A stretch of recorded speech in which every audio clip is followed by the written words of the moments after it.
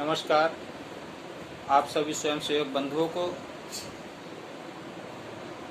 योग प्रेमियों को मैं हृदय से नमन करता हूं और योग के इस दिवस पर आप सभी का, आपके सबके शरीर के स्वास्थ्य की मंगल कामना करता हूं। योग दिवस हमारे भारत की एक महान देन है। अंतर्राष्ट्रीय स्तर पर योग को ख्याति प्राप्त करने के लिए हमारे देश के जो लौह पुरुष, एक महान व्यक्तित्व जो हमारे देश के प्रधानमंत्री हैं माननीय नरेंद्र मोदी जी, उनके प्रयास से ये सार्थक हुआ। माननीय नरेंद्र मोदी जी ने योग की इस भावना को अच्छी प्रकार से मन में समझा कि योग से हमारे शरीर के अंदर वे सारे विकार दूर होते हैं। वो स्वयं उस योग से अपनी अंतर की जीवंत शक्ति को बढ़ा पाए। और हमारे योग गुरु बाबा रामदेव, जो उन्होंने अंतर्राष्ट्रीय स्तर पर जितनी ख्याति इस योग को दिलाई, योग के माध्यम से रोगों का निदान किया, इस सब की प्रतिफल ये सामने निकल कर आया कि योग प्रतिस्थापित होने लगा। और हमारे देश के माननीय प्रधानमंत्री नरेंद्र मोदी जी ने सितंबर 2014 में यूएनओ में एक प्रस्ताव रखा कि विश्व को यदि स्वस्थ करना है तो हमें योग का सहारा लेना होगा। तो माननीय नरेंद्र मोदी जी अपनी इस बात को यूएनओ में समझाने में पूर्णतः सफल रहे। उनके इस बात को दिसंबर 2014 में यूएनओ में प्रस्ताव रखा गया और स्वीकृत हुआ। दिसंबर 2014 में ये प्रस्ताव फाइनल हुआ कि हर वर्ष 21 जून को अंतर्राष्ट्रीय योग दिवस के रूप में मनाया जाया करेगा। हमारे देश के प्रधानमंत्री, उनकी यूएनओ में विश्व के स्वास्थ्य के कल्याण के लिए सर्वे भवन्तु सुखिनः सर्वे सन्तु निरामया की भावना को लेकर के जो ये प्रस्ताव रखा गया था, सभी स्वस्थ रहें, दीर्घायु हों, दीर्घजीवी हों, इस भाव से जो प्रस्ताव आया, वह तब से हम योग दिवस के रूप में 21 जून को मनाते चले आ रहे हैं। आज 21 जून है, योग दिवस है। मैं आपको यह स्पष्ट कर देना चाहता हूँ, योग भारत के ऋषि मुनियों की एक महानतम देन है। योग से जीवन मुक्ति की ओर हमारे ऋषि मुनि बढ़े। उन्होंने यही संदेश दिया। हमारे योग के महानतम गुरु महर्षि पतंजलि ने हम सबके सामने ये प्रस्ताव रखा, अपने आत्मिक शोध से निकाल करके सबके सामने रखा कि योग चित्त की वृत्तियों का निरोध करता है। चित्त में उठने वाली जो प्रबलतम दूषित प्रवृत्तियां हैं, उनको धीरे धीरे शांत करता है। मन की जो अश्व की तरह से दौड़ने वाली चंचलता शक्ति, उसको शांत करता है। चित्त की शक्तियों को शांत करते हुए, मन की चंचलता को शांत करते हुए, उसकी वृत्तियों का निरोध करते हुए, ये हमें ईश्वर की ओर, एकाकार की ओर ले जाता है, आंतरिक शोध की ओर ले जाता है और हम अंतर में उस जीवन शक्ति को जगा लेते हैं। जो हमारी अंदर की जीवंत शक्ति जब जागृत हो जाती है तो हम नए नए विकास की ओर, आविष्कार की ओर आगे बढ़ते हैं। यही सारे विचार, इन सब को व्यक्तिगत स्तर पर जो हमारे देश के प्रधानमंत्री जी ने अनुभव किया, योग गुरु बाबा रामदेव जी ने जो अनुभव किया, इन सब के सतत प्रयास सामने आए। बार बार इन्होंने सामने ये वो हमारे देश के महापुरुष श्री राम, श्री कृष्ण, सीता, सावित्री, लक्ष्मीबाई, गुरु नानक,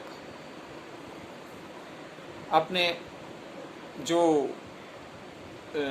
महाराणा प्रताप, चाणक्य, ऐसे ऐसे जो भी हमारे देश के महापुरुष हुए हैं, उन्होंने अपने जीवन में क्या प्राप्त किया, महर्षि अरविंद ने जीवन में क्या प्राप्त किया, इस देश को उन्होंने, इस समाज को उन्होंने जो दिया, वो पहले अपनी जीवन शक्ति से, योग से समाधि की ओर तक बढ़े। उन्होंने योग से आत्मा का परमात्मा के साथ एकाकार किया, तब जाकर के ये सारी की सारी उनके द्वारा शोध की हुई साधना का प्रतिफल हमारे सामने, जिसको प्रतिस्थापित करने में बाबा रामदेव जी और अपने प्रधानमंत्री नरेंद्र मोदी जी का बहुत बड़ा योगदान है। हमारा शरीर स्वस्थ होगा तो हमारे मन में जो विचार होंगे वो सकारात्मक सोच के लिए उठेंगे, प्रफुल्लित होंगे, और जब सकारात्मक सोच होगी, मन की चंचलता शांत होगी, तो मस्तिष्क हमारा वो नए नए आविष्कारों की तरफ, खोज की ओर, विज्ञान, कृषि विज्ञान, जीव विज्ञान, हमारे चिकित्सा के क्षेत्र में, टेक्नोलॉजी के क्षेत्र में सारे आविष्कार एक से एक, क्योंकि आप जानते हैं हमारे जो ऋषि मुनि थे, आर्यभट्ट थे, हैं, ऐसे ऐसे लोग थे, उन्होंने जो खोज की थी वो सब कैसे की थी, वो आंतरिक साधना के बल पर की थी, जिसको आज सत्य सिद्ध कर पा रहे हैं। ये सारा का सारा साधना का ही प्रतिफल है। योग से हम देख रहे हैं, योग का अर्थ होता है जुड़ना। जब एक से दो जुड़ जाते हैं, एक नाला दूसरे नाले के साथ, तीसरे नाले के साथ जुड़ता चला जाता है, तो देखते हैं एक नदी प्रवाह बन जाता है, जिसको संभालना मुश्किल हो जाता है। जब गणित के अंक 2, 2, 4, 6 प्लस ऐसे करके हम जोड़ते चले जाते हैं, तो एक इसी प्रकार से वो पैसे के रूप में संचित हो जाता है, इकट्ठा धन। वो हमारे जीवन को बहुत लंबे समय तक, यदि 2 रुपये कम समय में उपयोग आएंगे, 2-2 रुपये करके हम जोड़ते चले जाएं, तो देखिए महीने भर का जो धन होगा प्रतिदिन का, वो कितना होगा, तो वो अधिक समय के लिए काम आएगा। ऐसे ही हमारे लकड़ी के एक एक लकड़ी को हम तोड़ सकते हैं, या सारी मिली हुई लकड़ियाँ होंगी तो उसका योग होगा, उस गट्ठर को नहीं तोड़ सकते। ऐसे ही हमारे ये शरीर के साथ है। जब हम शरीर के साथ अपनी आत्मा का योग होगा, अपने मन का योग होगा, अपने तो आत्मा के और मन के योग को मिला करके जो हम शरीर से साधना करेंगे, शरीर का जो योग होगा, उस योग से जो एकाकार होगा, उस शक्ति को कोई भी रोग लग नहीं सकता, कोई भी रोग उसको तोड़ नहीं सकता, उसको विकृत नहीं कर सकता है। इसीलिए तो हमारे ऋषि, च्यवन ऋषि, देखिए उन्होंने, च्यवन ऋषि ने ऐसी अपनी उस सारी की सारी योग साधना के साथ, महान ऋषियों ने अपने जीवन के सैकड़ों वर्षों तक जीवित रहे, हजारों वर्षों तक जीवित रहे। ये सब योग की साधना का ही कमाल है। तो हम तन की सुंदरता, मन की सुंदरता, और इससे मस्तिष्क में सकारात्मक विचार, नई नई खोज, और फिर ईश्वर की ओर मुड़ना, सब सर्वे भवन्तु सुखिनः सर्वे सन्तु निरामया का भाव, सबको एक साथ लेकर चलना, सबके सुख की चिंता, सबके कष्ट को हरने का भाव रहता है। राष्ट्रीय स्वयंसेवक संघ अपनी शाखाओं पर यही शिक्षा, यही भाव जागृत करता है, राष्ट्रीय भावना से उत्प्रेरित होता है। इस देश की भावना को, राष्ट्र की भावना को जागृत करने का जो कार्य राष्ट्रीय स्वयंसेवक संघ इस योग के बल से लेकर चलता है, खेल खेल में योग की शिक्षा आनंद के साथ लेता है, उससे हम आगे बढ़ते चले जाते हैं। मैं ये जरूर कहना चाहूँगा, 10 मिनट होने वाले हैं। योग की शिक्षा हर विद्यालय में अवश्य दी जानी चाहिए। योग की शिक्षा हर विद्यालय में इस भाव को समझ करके कि हर एक माँ, हर एक पिता ये समझे कि हम प्रतिदिन आधा घंटा अपने बच्चों को, अपनी बेटी को, अपने बेटे को, परिवार के सबके साथ मिलकर के हम आसन और प्राणायाम ये सब कुछ करें शरीर को स्वस्थ रखने के लिए।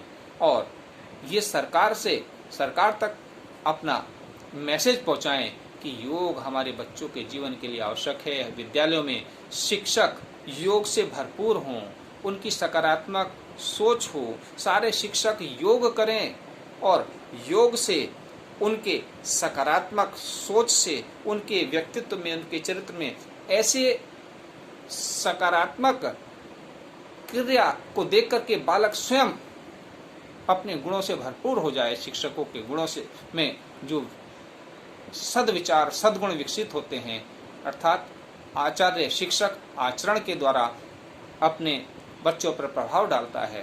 तो योग की शिक्षा शिक्षक के अंदर ऐसे आचरण का निर्माण करती है, छात्रों के अंदर ऐसे गुणों को विकसित करती है। उससे हमारे बलिष्ठ छात्र होंगे, बुद्धिमान छात्र होंगे, उनके अंदर जो दूषित मानसिकता है, मन की विकृतियां हैं, वो उसकी चंचलता है, उस पर वो विजय प्राप्त कर सकेंगे। और जो आज हमारे समाज में नकारात्मक सोच, भ्रष्टाचार, जो अनेकों प्रकार के समाज में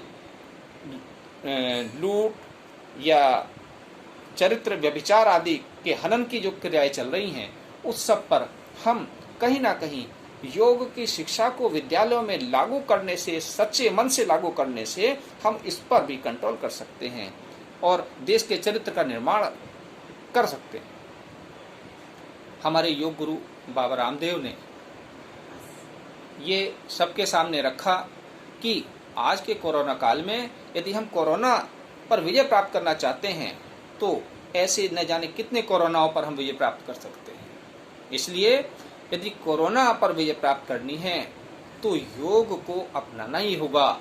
हर हाल में हमें भस्त्रिका प्राणायाम, अनुलोम विलोम,